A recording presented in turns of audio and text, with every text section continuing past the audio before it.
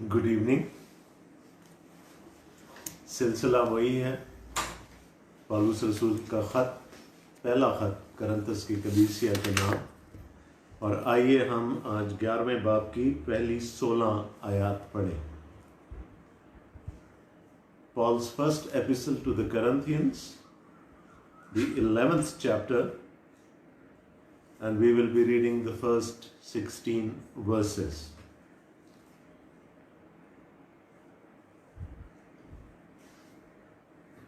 Starting at verse 1, तुम मेरी मानिंद बनो जैसा मैं मसीह की मानिंद बनता हूँ। मैं तुम्हारी तारीफ करता हूँ कि तुम हर बात में मुझे याद रखते हो, और जिस तरह मैंने तुम्हें रिवायतें पहुँचा दी तुम उसी तरह उनको बरकरार रखते हो। बस मैं तुम्हें आगाह करना चाहता हूँ कि हर मर्द का सर मसीह और औरत का सर मर्द और मसीह का सर खुदा है। जो मर्द सर ढके हुए दुआ या नबूवत करता है वो अपने सर को बेहुरमत करता है, और जो औरत बेसर ढके दुआ या नबूवत करती है वो अपने सर को बेहुरमत करती है, क्योंकि वो सरमुंडी के बराबर है। अगर औरत ओढ़नी ना ओढ़े तो बाल भी कटाए। अगर औरत का बाल कटाना या सर मुंडाना शर्म की बात है तो ओढ़नी ओढ़े। अलबत्ता मर्द को अपना सर ढांकना ना चाहिए, क्योंकि वो खुदा की सूरत और उसका जलाल है, मगर औरत मर्द का जलाल है। इसलिए कि मर्द औरत से नहीं बल्कि औरत मर्द से है, और मर्द औरत के लिए नहीं बल्कि औरत मर्द के लिए पैदा हुई। बस फरिश्तों के सबब से औरतों को चाहिए कि अपने सर पर महकूम होने की अलामत रखें, तो भी खुदावंद में ना औरत मर्द के बगैर है ना मर्द औरत के बगैर, क्योंकि जैसे औरत मर्द से है वैसे ही मर्द भी औरत के वसीला से है, मगर सब चीज़ें खुदा की तरफ से हैं। तुम आप ही इंसाफ करो, क्या औरत का बेसर ढके खुदा से दुआ करना मुनासिब है? क्या तुमको तबई तौर पर भी मालूम नहीं कि अगर मर्द लंबे बाल रखे तो उसकी बेहुरमती है, और अगर औरत के लंबे बाल हों तो उसकी जीनत है, क्योंकि बाल उसे पर्दा के लिए दिए गए हैं। लेकिन अगर कोई हुज्जती निकले तो ये जान ले कि ना हमारा ऐसा दस्तूर है ना खुदावंद की कलीसियाओं का। खुदावंद के कलाम का पढ़ा और सुना जाना हम सब के लिए बायस बरकत ठहरे। आमीन।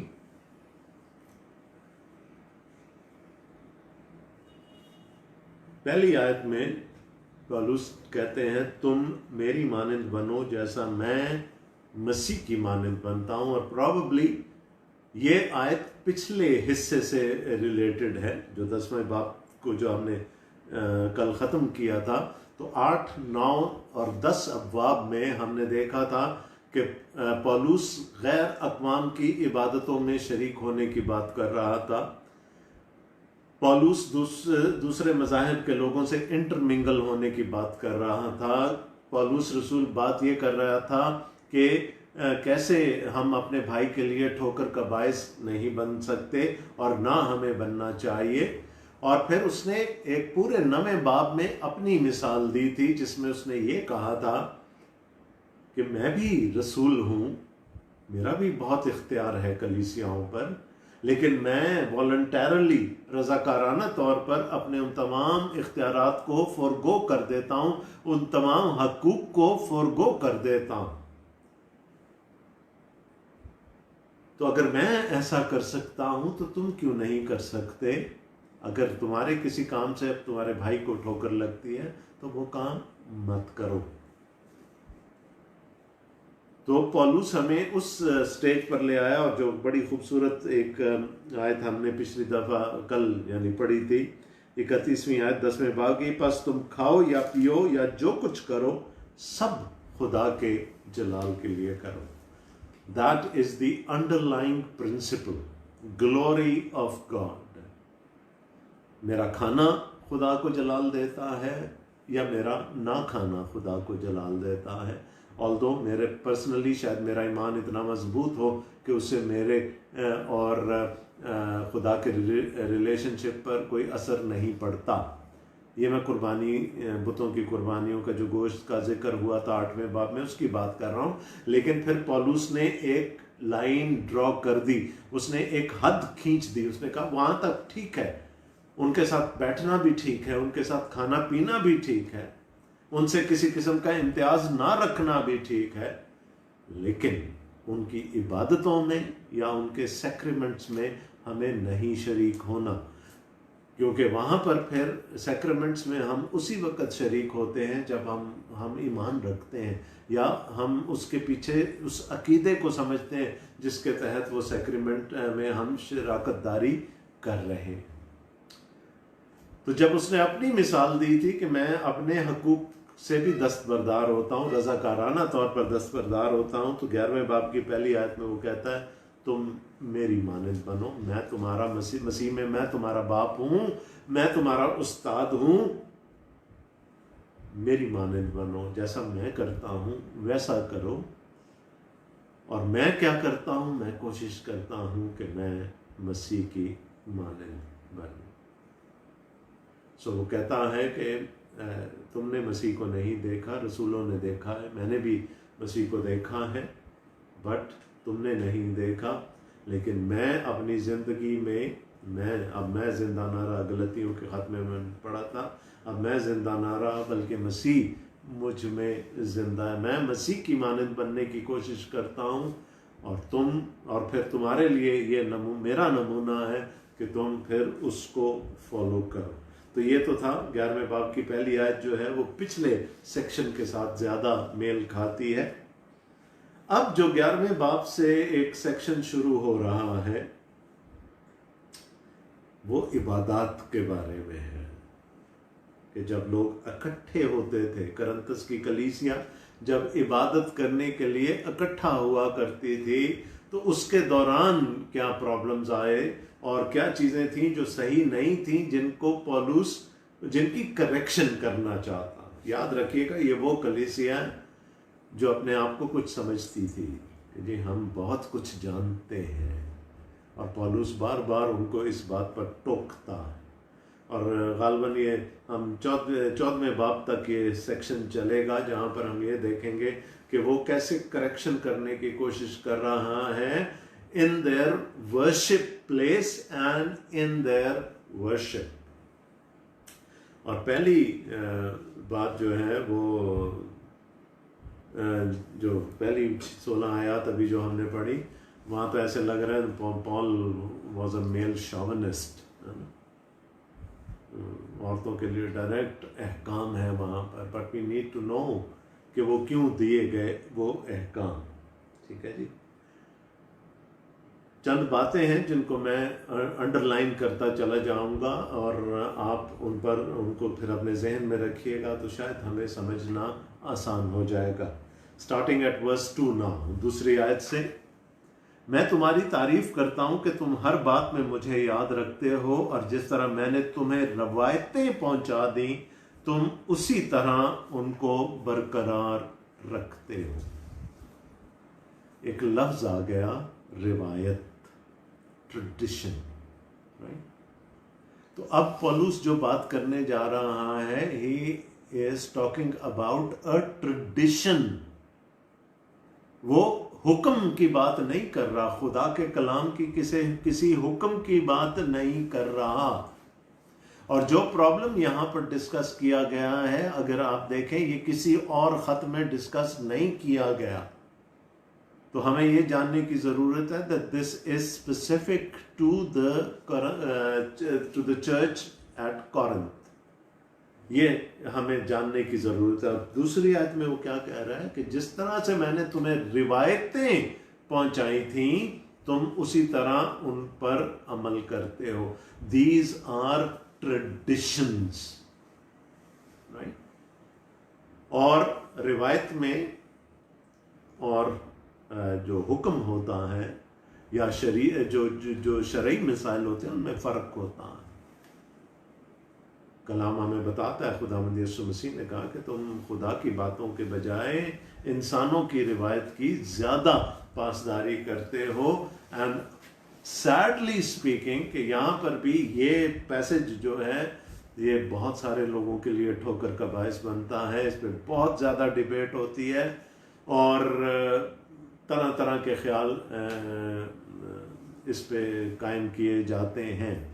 बट रिमेंबर पौलुस क्या कह रहा है, मैं तुम्हें रिवायत पहुंचा रहा हूं। अब देखते हैं वो रिवायत है क्या, कि जिसकी यहाँ पर बात हो रही है। प्रॉबली हलवे के घर वालों ने जब पौलुस को अपना खत लिखा था तो उसमें ये भी बात लिखी होगी कि कलीसिया के अंदर इबादत के दौरान बहुत तो नहीं, कुछ खवातीन बेसर ढंग के आ जाती हैं, जिसकी वजह से इबादत में डिसरप्शन पैदा होती है और बाज लोगों को इस बात से ठोकर लगती है, और इसलिए पौलुस अब ये तालीम देने जा रहा है। इट्स कल्चरल, लेकिन हम ये नहीं कह सकते कि वो चूंकि उस कल्चर से रिलेटेड थी बात इसलिए ये हमारे कल्चर पर अप्लाई नहीं होती, क्योंकि हमें ये देखना है कि इसके पीछे प्रिंसिपल क्या है, इसके पीछे असूल क्या है, और उस असूल को अगर हमने आज की शाम पकड़ लिया तो फिर बात हमारे लिए बहुत आसान हो जाएगी। तीसरी आयत से, बस मैं तुम्हें आगाह करना चाहता हूं कि हर मर्द का सर मसीह और औरत का सर मर्द और मसीह का सर खुदा है। This is the pecking order in the church. God at the top, then Jesus Christ, then the husband. ठीक है, यहाँ खानदानों की अब बात हो रही है। Then the husband and then the wife. ये जो सर की बात हो रही है, it is ये अथॉरिटी को, इख्तियार को डिनोट कर रहा है कि औरत को अपने शौहर के ताबे रहना। इफ्सियों के ख़त में भी, कुलसियों के ख़त में भी पौलुस रसूल ने यही बात की, ताबेदारी की बात की, और औरतों को इस चीज़ पर ख़ास स्ट्रेस किया कि वो अपने शौहर की ताबेदारी करें, उसके इख्तियार में रहें। मर्द को मसीह के इख्तियार में रहना था और मसीह को खुदा के इख्तियार में रहना था। तो जब हम इबादत के लिए इकट्ठे होते हैं तो फिर ये पैकिंग ऑर्डर है, ये तरतीब है जो जिसको के मेंटेन करना जरूरी है। मैं फिर से पढ़ देता हूं, बस मैं तुम्हें आगाह करना चाहता हूं कि हर मर्द का सर मसीह और औरत का सर मर्द और मसीह का सर खुदा है। Right, this is the chain, जिसको चेन ऑफ कमांड कहते हैं, या द अथॉरिटी लैडर, ये उस चीज की बात हो रही। जो मर्द सर ढंके हुए दुआ या नबूवत करता है वो अपने सर को बेहुरमत करता है, और जो औरत बेसर ढंग के दुआ या नबूवत करती है वो अपने सर को बेहुरमत करती है, क्योंकि वो सर मुंडी के बराबर है। अगर औरत ओढ़नी ना ओढ़े तो बाल भी कटाए। अगर औरत का बाल कटाना या सर मुंडाना शर्म की बात है तो ओढ़नी ओढ़े। अलबत्ता मर्द को अपना सर ढांकना ना चाहिए, क्योंकि वो खुदा की सूरत और उसका जलाल है, मगर औरत मर्द का जलाल है। अब बात समझने की है। उस कल्चर में, उस जमाने में अथॉरिटी का सिंबल था एक, ठीक है, एक अलामत थी इख्तियार की, और वो अलामत क्या थी कि औरत अपने शौहर के सामने अपना सर ढांके। आज भी आप हमारे देहात में चले जाएं, शहरों में तो अब ये कम हो गया है, लेकिन अगर आज भी आप हमारे देहात में जाएंगे खासकर, तो वहाँ आपको नज़र आएगा कि जब मर्द घर में आता है, शौहर घर में आता है, तो बीवी भी सर ढांक लेती है, बेटी भी सर ढांक लेती है, बहन भी सर ढांक लेती है। माँ ऐसा ज़रूरी नहीं समझती, क्योंकि बेटा माँ के इख्तियार में होता है। तो ये खुदामंद ने एक तरतीब बना दी ताकि डिसिप्लिन कायम रहे, ताकि नज़्बो ज़ब्त कायम रहे। अब उस कल्चर में ये था कि औरत का सर ढांकना जो था वो अपने शौहर की ताबेदारी की निशानी थी। अब देख लें, पहली बात उसने की थी ट्रेडिशन की कि ये रिवायत है। दूसरी बात वो ये कर रहा है कि और जो औरत बेसर ढंके या नबूवत करती है, बेसर ढंके दुआ या नबूवत करती है, वो अपने सर को बेहुरमत करती है। औरत का सर कौन है? उसका शौहर। वो खुदा को बेहुरमत नहीं कर रही, वो अपने उस कल्चर के बाउंड्रीज में रहते हुए वो अपने शौहर को बेहुरमत कर रही है। जो ट्राइबल कल्चर्स हैं उसमें भी बिल्कुल आज भी ऐसा है। और ये बात सिर्फ मैं पाकिस्तान की बाउंड्री के अंदर नहीं कर रहा, आप मिडल ईस्ट में चले जाइए, आप पूरे साउथ ईस्ट एशिया को देख लीजिए, हर जगह आपको ये मिलेगा। और इसमें मजहब की भी कैद नहीं है।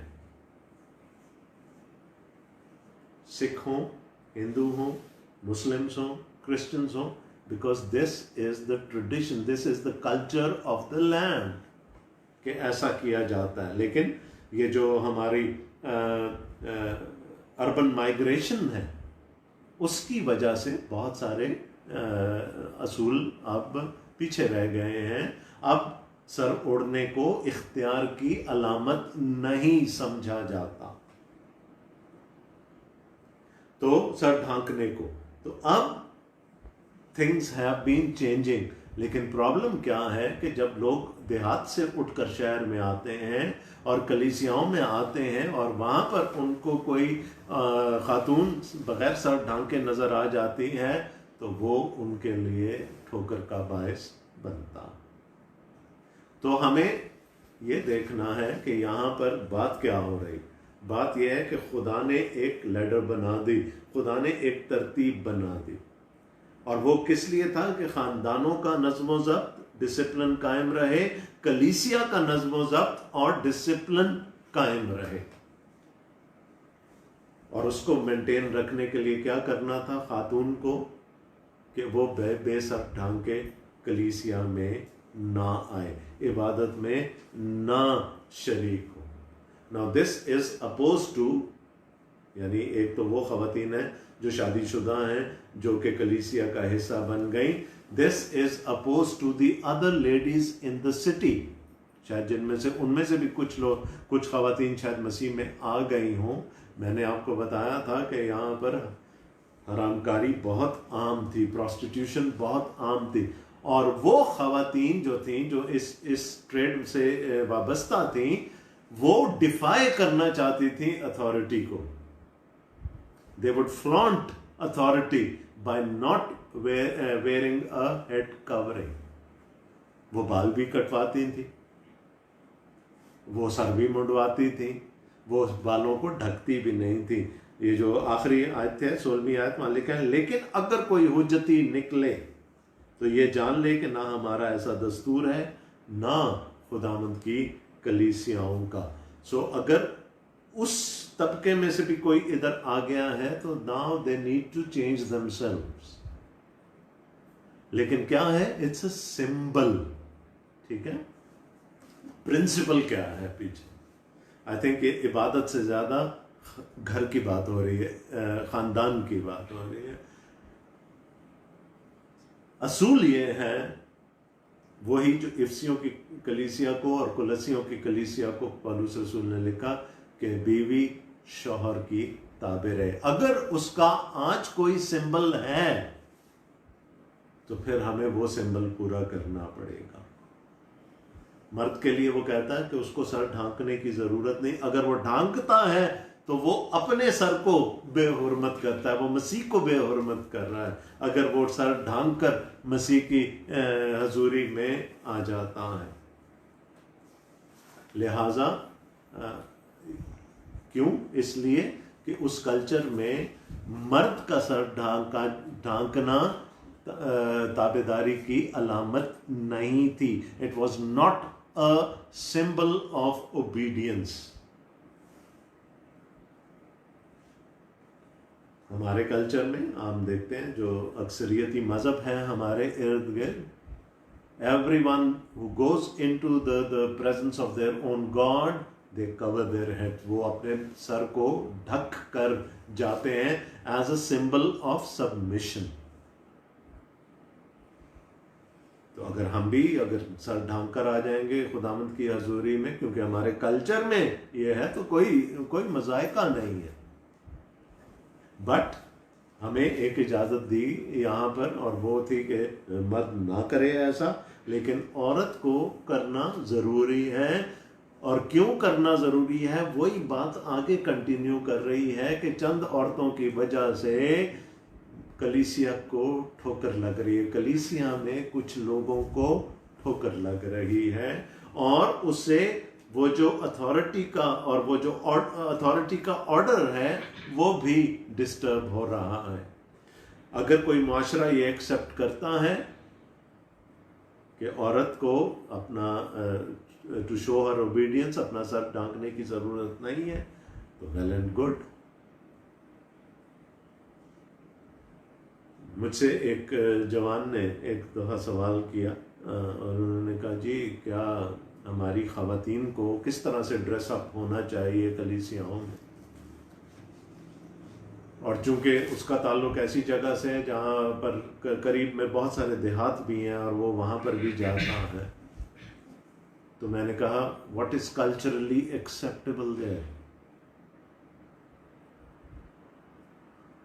नेचुरली जो हमारा डेकोरम है ख़वातीन का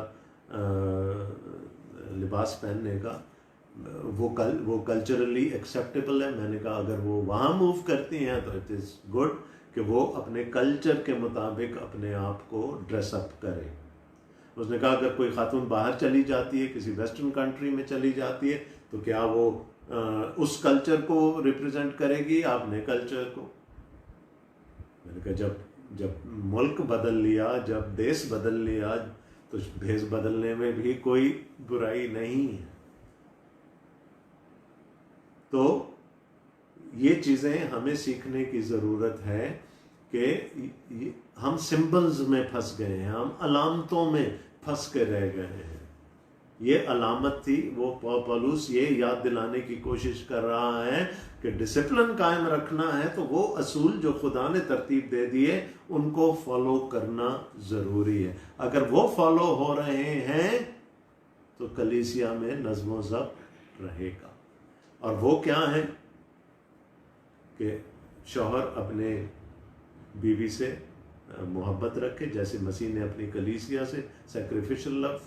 और खातून जो है, बीवी जो है, वो अपने शौहर की ताबेदारी करे और फिर खुदावंद के लिए, ठीक है। और बड़ी शिद्दत से मुझे वो हवाला एक दफ़ा फिर याद आ रहा है। ताबेदारी करना हमारे लिए बस दफ़ा बड़ा टैबू बन जाता है कि जी हम क्यों सबमिट करें किसी और को।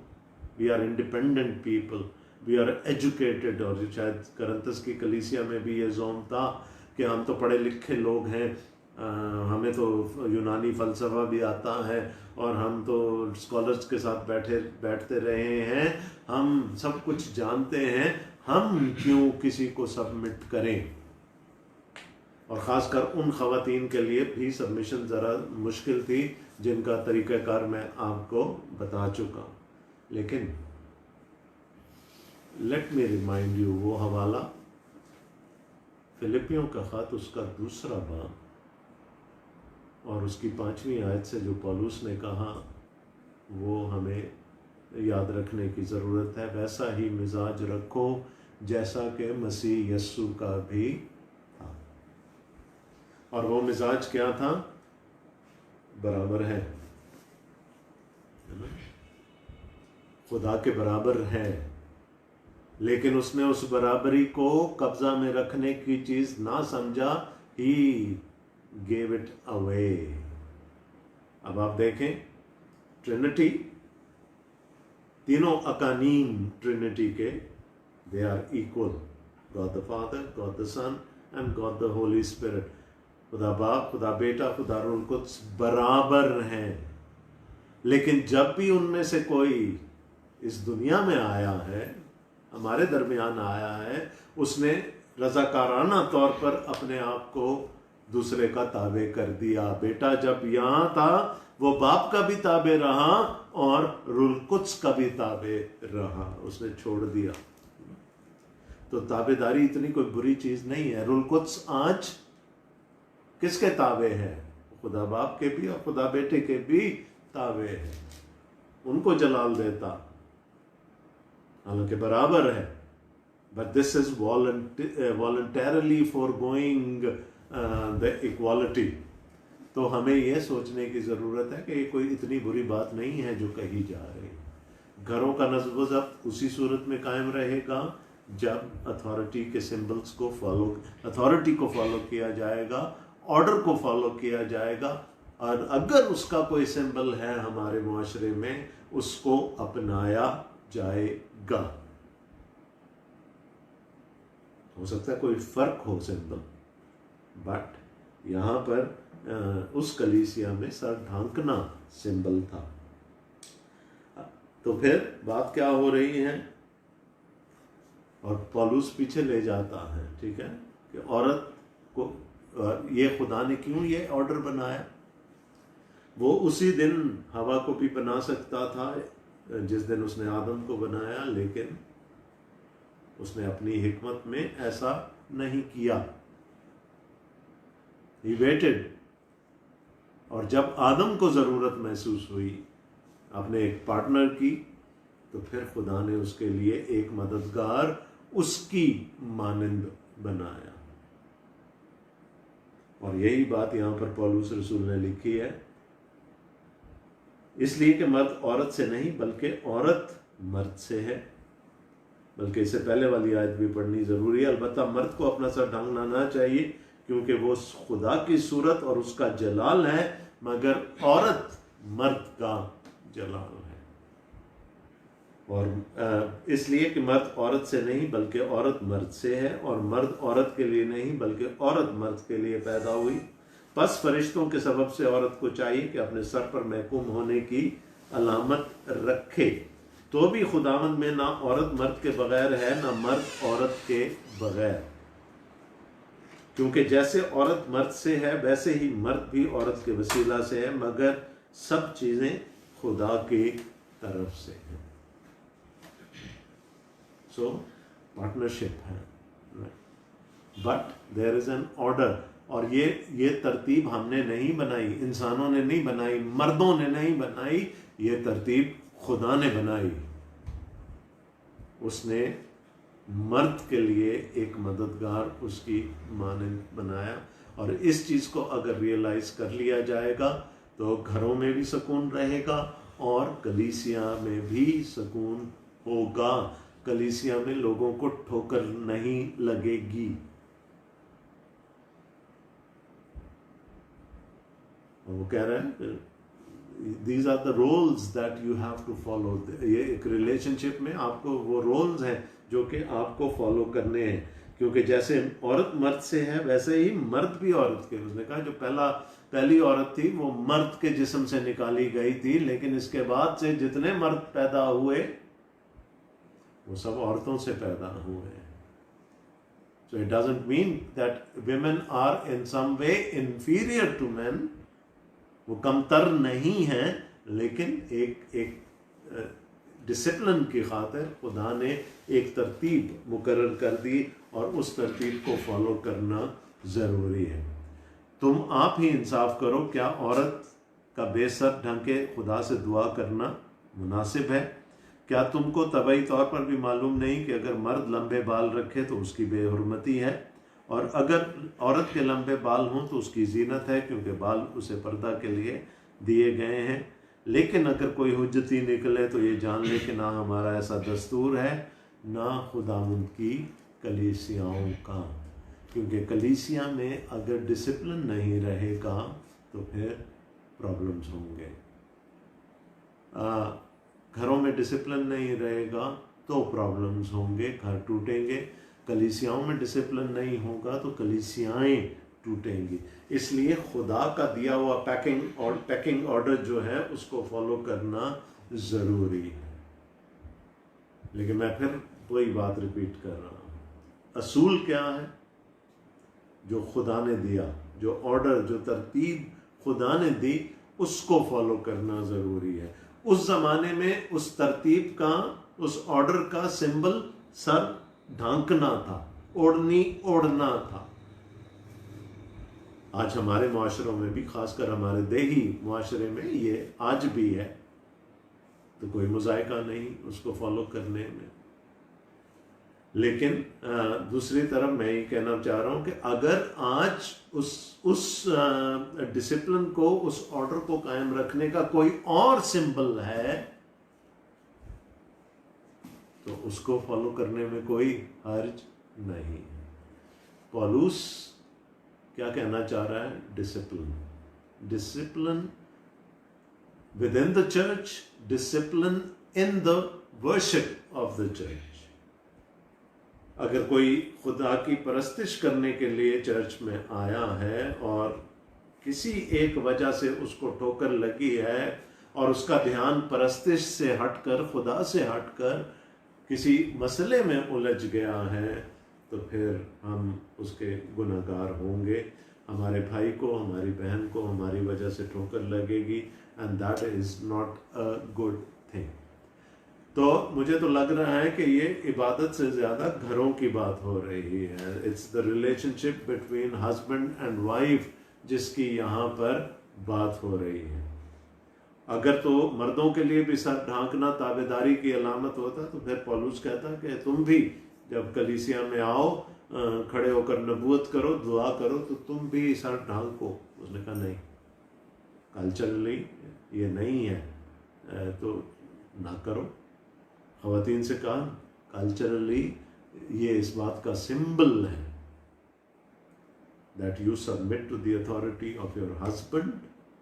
उसने कहा वो अपने सर को बेहुरमत करती है, राइट?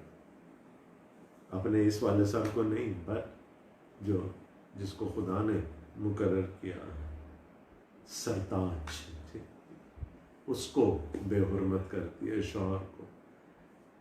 हो सकता है उससे उसके और उसके खुदा के रिलेशनशिप पर कोई असर ना पड़ता, बट कलीसिया में शायद ये चीज़ एक्सेप्टेबल ना हो, मुआशरे में शायद ये चीज़ एक्सेप्टेबल ना हो। So we have to follow the norms, we have to follow the traditions. हमें रिवायतों की पासदारी भी करना पड़ती है, लेकिन रिवायतों में इतना ना फंस जाएं कि वो शरीयत लगने लगे। लीगलिज्म नहीं। आज बहुत सारे लोग इन आयात को सही तौर पर पढ़कर हुक्म जारी कर देते हैं, जी आइंदा कोई सर ढांके बगैर अगर आई चर्च में तो अच्छा नहीं होगा। We have to understand the principle behind it, जो उसके पीछे असूल है उसको समझने की ज़रूरत है। अभी और बहुत सारी शदीद किस्म की चीज़ें बाकी हैं। There were other problems in the Corinthian church. ये सबसे छोटा था उनकी वर्शिप में, ये सबसे छोटा प्रॉब्लम था जिसको पहले पौलुस ने हल कर दिया, उसको डिस्कस कर लिया। इससे बहुत बड़े बड़े प्रॉब्लम्स आगे आने वाले हैं। सो gear up, fasten your seat belts, and we are entering into troubled waters now, hot waters now. और हमें बहुत सारे चैलेंजेस का सामना हमें भी करना पड़ेगा कि हम क्या कर रहे हैं। खुदावंद आप सबको बड़ी बरकत दे। आमीन।